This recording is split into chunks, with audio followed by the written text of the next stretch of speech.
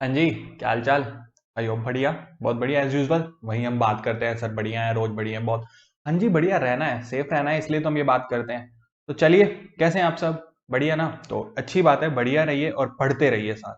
पढ़ना जरूरी है, तो कहते हैं ना, पढ़ेगा इंडिया तभी बढ़ेगा इंडिया। तो हम वापस आपका स्वागत करते हैं अपनी इस इकोनॉमिक्स की पाठशाला में। तो आइए देखते हैं, सबसे पहले एज यूजुअल जैसे हम देखते हैं कि हमने कल क्या किया था। एक 2 मिनट का रिवीजन हमारा कल का, फिर हम आगे बढ़ेंगे। एंड याद रखिएगा, इस क्लास को पूरा देखिएगा।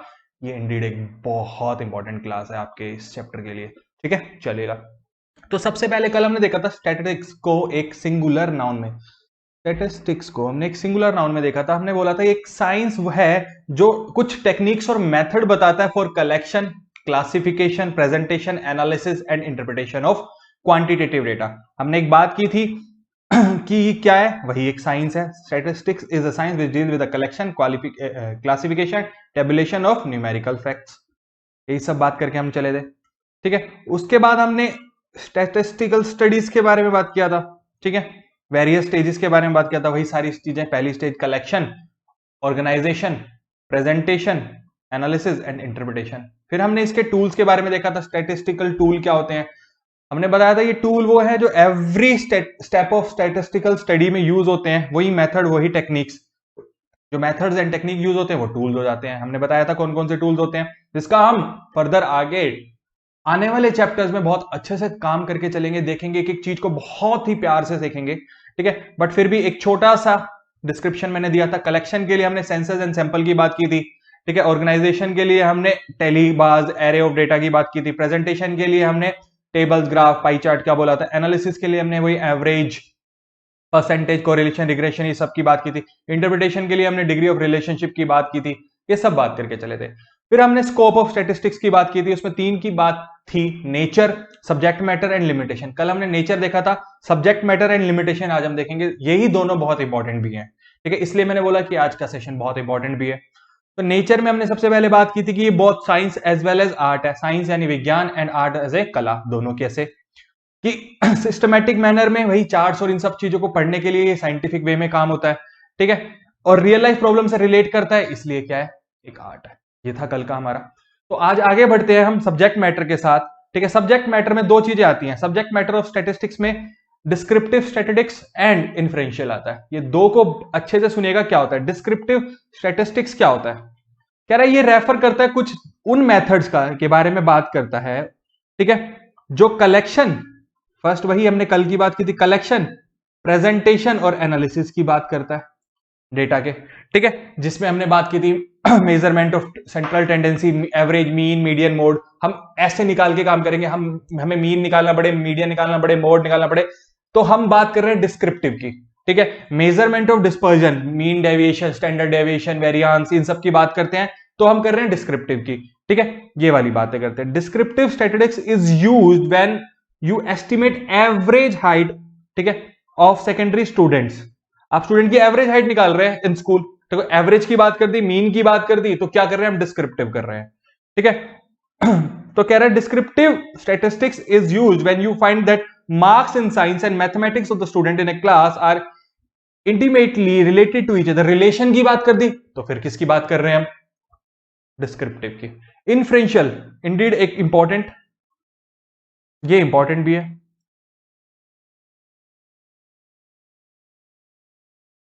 इसमें क्या बात कर रहे हैं, कह रहा है कि inferential statistics refers to such method जिससे हम कंक्लूजन ड्रॉ करते हैं एक यूनिवर्स का और एक पॉपुलेशन का। अब आपको मैं बता दूं, स्टैटिस्टिक्स में क्या, इवन इकोनॉमिक्स में आपको बता देता हूं, मेनली स्टैटिस्टिक्स की बात कर रहा हूं अभी, तो उसकी बात कर लेता हूं। हम यूनिवर्स या किसी भी पॉपुलेशन की बात करेंगे तो वो यूनिवर्स वो नहीं जो ब्रह्मांड की बात करते हैं। आप किसी भी सेट ऑफ पीपल को ले रहे हो, लेट्स से एक क्लास में या एक कॉलेज में 1000 स्टूडेंट है, तो वो सेट जो बना वो एक यूनिवर्स कहलाता है। ठीक है, तो उसमें आप सैंपल निकाल रहे हो। लेट्स से एक एग्जांपल लेके चलते हैं, चलो एग्जांपल लेते हैं, यहां पे एग्जांपल देखते हैं।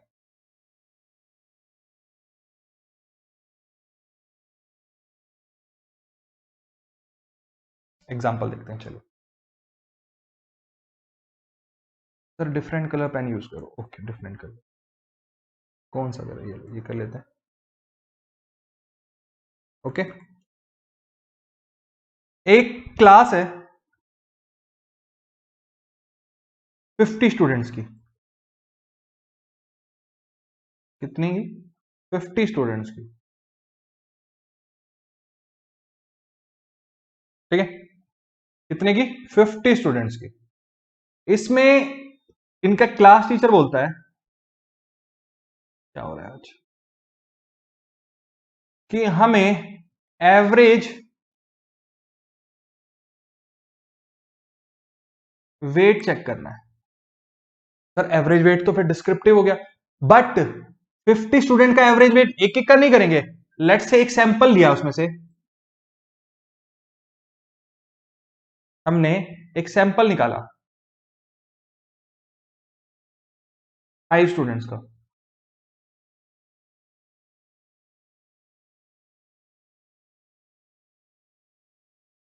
फाइव स्टूडेंट्स लिए, A B C D E. तो इनके बेसिस पे हम क्या निकालेंगे? अपना रिजल्ट्स निकालेंगे। ए का वेट था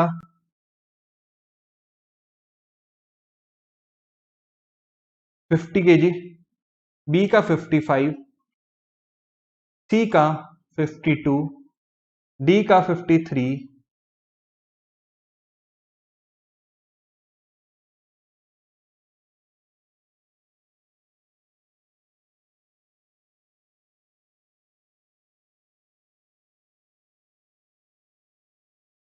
कुछ तो गड़बड़ है आज, ये हो क्या रहा है, चलो कोई नहीं। और इनका हो गया 54, लेट्स से 50, इनका 60 लेते हैं, चलिए 60 ले लिया हमने, ठीक है। तो चलिए एवरेज निकालते हैं। एवरेज वेट क्या हुआ? Is 50 plus 55 plus 52 plus 53 plus 60 by 5 कितना होता है? आइए चेक कर लेते हैं। 250, 260 और 270 बाय 5, ये हुआ 270 बाय 5, यानी 54 केजीज। क्या हुआ? 54 केजीज हो गया एवरेज वेट। तो पूरी क्लास का average weight of class is 54। हमने एक सैंपल के बेसिस पे कंक्लूजन ड्रॉ कर लिया कि क्या वेट है, ठीक है। आई बात समझ में यहां तक? कोई दिक्कत? चलें फिर आगे, ठीक है। तो आगे चलते हैं। लास्ट पॉइंट पे हमने हम बोला था कि लिमिटेशन की बात करके चलेंगे हम। Limitation and important part, limitation of statistics, ठीक है। कह रहे हैं कि यार स्टैटिस्टिक्स है ना, जो ये क्रूशियल सिग्निफिकेंस रखता है लाइफ में, ठीक है, ओके। बट एक पर्सन है न्यू शॉम, उन्होंने बोला कि जो ये है ना, ये ग्रेट वैल्यू तो रिसर्च में एड ऑन करता ही करता है, बट ना कुछ ऐसे लिमिटेशंस भी लाता है जिसको पार पाना, यानी जिसको ओवरकम करना इम्पॉसिबल है, ठीक है। वो लिमिटेशंस क्या है, आइए वो देखते हैं। कह रहा है अभी तक आपको यही पता है, हमने सबसे पहले बात की थी क्वांटिटेटिव एस्पेक्ट के बारे में। क्या? कि स्टैटिस्टिक्स सिर्फ क्वांटिटेटिव एस्पेक्ट्स के बारे में बात करता है ना। तो सबसे पहला बात भी यही आ जाता है कि ये study of numerical facts only. Numerical facts के में बात कर रहा है, क्वालिटेटिव की तो बात ही नहीं करता। क्वालिटेटिव फिनोमिना तो इसमें आता ही नहीं है। तो ये सबसे बड़ी लिमिटेशन होगी। Honesty, friendship, wisdom, health, justice, patriotism, ये सब क्या है? ये क्वालिटी है किसी भी चीज के लिए, किसी भी पर्सन के लिए। तो इनके बारे में बात नहीं करता, ये इसकी सबसे बड़ी लिमिटेशन होगी। ये एग्रीगेट्स में बात करता है ओनली, सिंगुलर टर्म में तो बात ही नहीं करता। सिंगल नंबर पे तो हम काम ही नहीं कर सकते, ठीक है। तो उसके बारे में उसको इग्नोर करके चलता है। ये देखो लिखा हुआ है, statistics study only the aggregates of quantitative facts, ठीक है। it does not study statistical fact relating to any particular unit, ठीक है। किसी एक सिंगल यूनिट की बात नहीं करते इसमें हम, तो फिर ये कैसे काम चलेगा? इंडिविजुअल इग्नोर हो गया इसमें तो, है ना।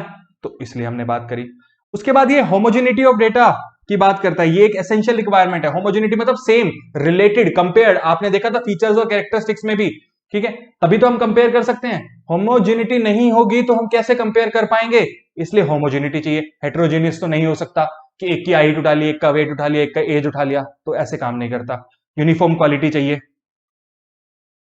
ठीक है। उसके बाद बात करता है results are true only on an average, average basis पे। क्या कह रहा है? Most statistical finding are true only as an average. ठीक है, एवरेज निकाल के हमने बात करी, हमने एग्जैक्ट किसी का कुछ तो नहीं देखा ना। तो एक बात बताओ, मैंने बोला per capita income of a working population in India is ₹50,000, तो दैट इज एवरेज। किसी की 1 लाख भी होगी तो किसी की 10,000 भी होगी, तो ये एक ट्रू फैक्ट कैसे पता चल पाएगा? ठीक है, किसी की लेस भी होगी किसी की ज्यादा भी होगी। ठीक है, तो हमने वही बात करी, if it is said per capita income in India is ₹50,000 per annum, it doesn't mean her person एक 50,000 पे कैसे कमा सकता है, किसी की ज्यादा किसी की कम। तो ये एवरेज बेसिस पे ट्रू रिजल्ट दे रहा है। ठीक है, एग्जैक्ट बेसिस तो नहीं आ रहा। ये वाला बहुत important point, without reference result may be prove to be wrong. ठीक है, आपकी बुक का एग्जांपल मैं आपको बताता हूं। लेट्स से मैंने यहां लिया भी हुआ है, फिर भी मैं आपको यहां पे समझाता हूं। मैं एक पर्सन हूं, पर्सन मिस्टर ए। ठीक है, मुझे इन्वेस्ट करना है, मुझे इन्वेस्ट करना है। ठीक है, और मेरे पास 2 इंडस्ट्री हैं, इंडस्ट्री ए, इंडस्ट्री बी। मैं इन दोनों में से एक में इन्वेस्ट करना चाहता हूं, तो मैंने देखना चाहता हूं एवरेज इनकम कितनी आ रही है लास्ट 3 इयर्स की। ठीक है, तो एवरेज इनकम हमें पता है दोनों इंडस्ट्रीज की, average income what is this, दोनों की 2 लाख रुपीज है।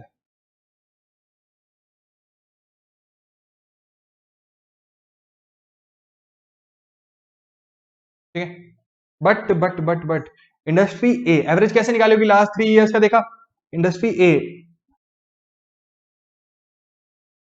अगर मैं बात करता हूं, चलो 18-19 की, 19-20 की और 20-21 की, इनकी बात करके, तो इसमें इसकी अर्निंग थी 3 लाख, यहां पे थी 2 लाख, तो यहां थी 1 लाख। एवरेज तो इसका भी वही 2 लाख आया।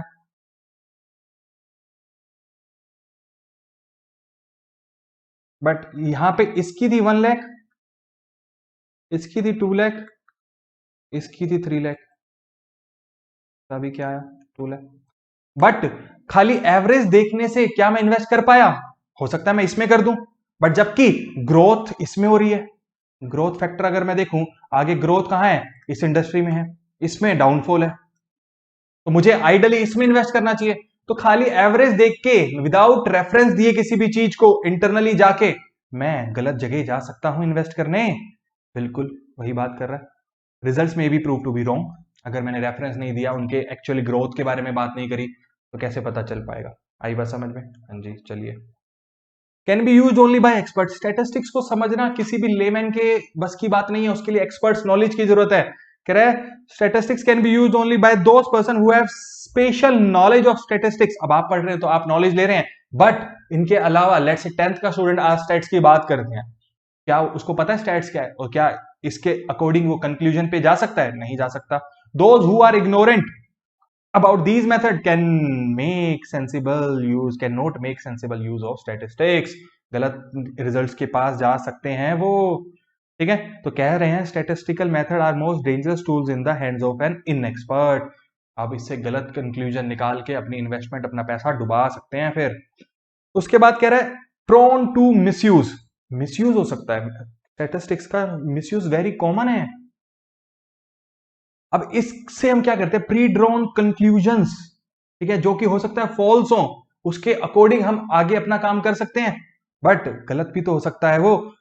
ठीक है, ये इसकी ग्रेटेस्ट लिमिटेशन भी मानी गई है। लेट्स से एक एग्जांपल लेता हूं मैं, एक क्ले है, आप क्लेमैन है, ठीक है, आप मूर्तियां बनाते हैं। अब आपके ऊपर है क्ले से क्या आप भगवान की मूर्ति बनाते हैं या फिर शैतान की। ठीक है, तो ये वही बात है, अगर आपको नॉलेज है तो आप कहां जाएंगे? गॉड के पास, नहीं तो आप डेविल। आपकी अच्छी सोच है तो आप गॉड, नहीं तो डेविल। ठीक है, तो यही बात करता है, मिसयूज बहुत ज्यादा हो सकता है। समझ आई बात? ठीक है, चलिए इतना कीजिए, हम दोबारा मिलेंगे आपसे। अच्छे से पढ़ते रहिए, सेफ रहिए, खुश रहिए, और प्लीज चैनल को सब्सक्राइब कीजिए। सब्सक्रिप्शन बहुत जरूरी है। रोज रोज वीक में 6 डेज आपके पास वीडियोस आती रहेंगी, 11th and 12th both। तो प्लीज सब्सक्राइब कीजिए, चैनल को सपोर्ट कीजिए ताकि हम मोटिवेट हो सकें और अच्छी से वीडियोस एग्जांपल्स के साथ आपके सामने आ सकें। ठीक है, शेयर कीजिएगा फ्रेंड्स के साथ। बाय।